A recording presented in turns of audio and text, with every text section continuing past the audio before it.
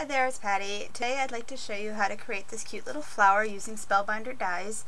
This is in a post that I made for a guest spot that I had with Spellbinders, and today I'm going to show you a cute little tutorial on how to make this super simple flower. What you're going to use is the Blossoms 2 dies, the Nestabilite dies, and out of the set of dies that you get, you're going to actually use the middle one. And what you want to do is you want to cut 8 out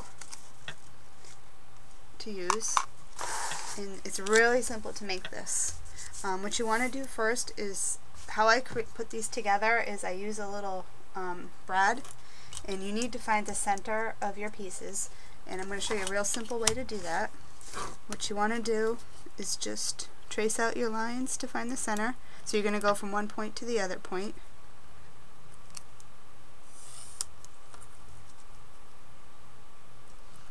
And just work your way around each piece.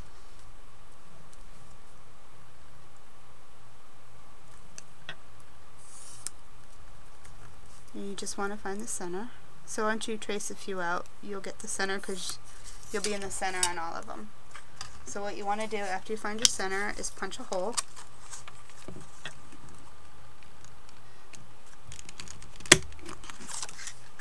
And you have your center.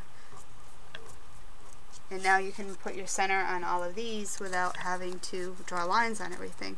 So because you have your little template, just line it up, and then you flip it over, and then you just put a little dot in your circle, and then all you're going to do is just punch a hole. And then you have a center. So you're going to do this on all 8 pieces here before you get started. Then to create the flower is real simple.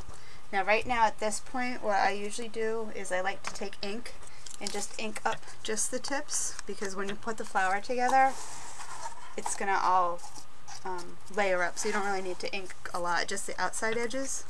So if you just ink the outside edges and flip it over and do the other side.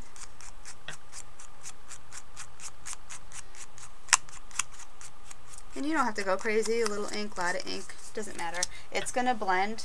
You're going to spray these with water. Once you do that, the ink's going to blend and it's not going to look so rough. It's going to kind of wash into it a little bit. And to do that, all you're going to do, now I usually do this away from my desk, but because I can't put the camera away from my desk when I do it, I'm just going to show you right here what you want to do. You want to get it really wet because you're going to wrinkle it. So if you just soak it down, once it gets wet, the paper's going to be flimsy, and all you're going to do is just wrinkle it up, just like that. And you're going to do that for all 8 pieces. And then what you want to do, once you wrinkle them all, you're going to take your heat gun and you're just going to heat it just to get the paper to dry. And I already have some done because that way you don't have to listen to the heat gun going. And now once they're all dry and you've gotten them all dry, what you want to do is just unfold them.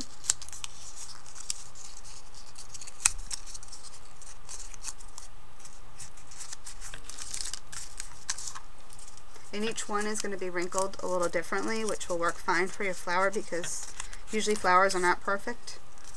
So it'll make it nice and thick. And when you wrinkle them up too, you can wrinkle them different ways, fold them one way, fold them another way. You want to have the different parts of it.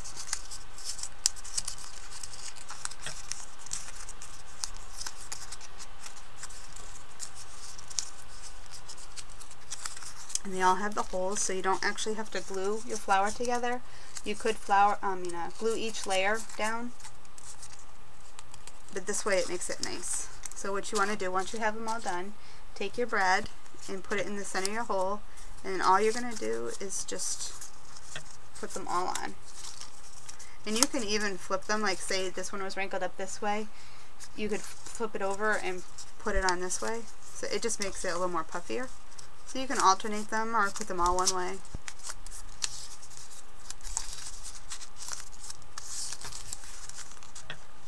And now once you have them all in there, just squish it and then open the brad up. So right now your flower looks like this. Another thing you could do before you put this together, sometimes actually on this particular one that I did for my project, I had each piece unfolded and then I glimmer misted it, and so that way it gives it a little more sparkle. So now all you're going to do once you have your flower together is you're going to take more water and you're going to spritz it again and kind of lift up the layers because you want to get a lot of water underneath them.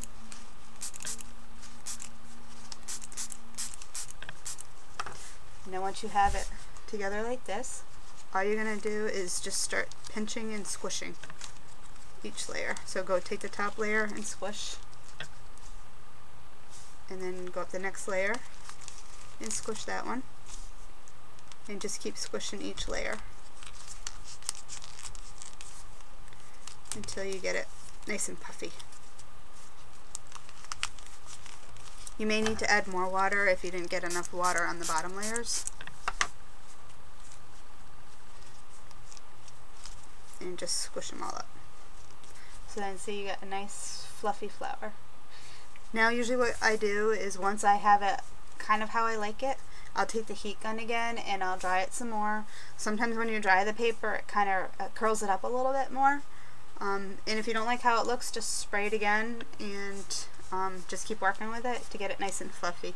The brad in the middle, you're not going to see that because that's going to be covered over by the flower.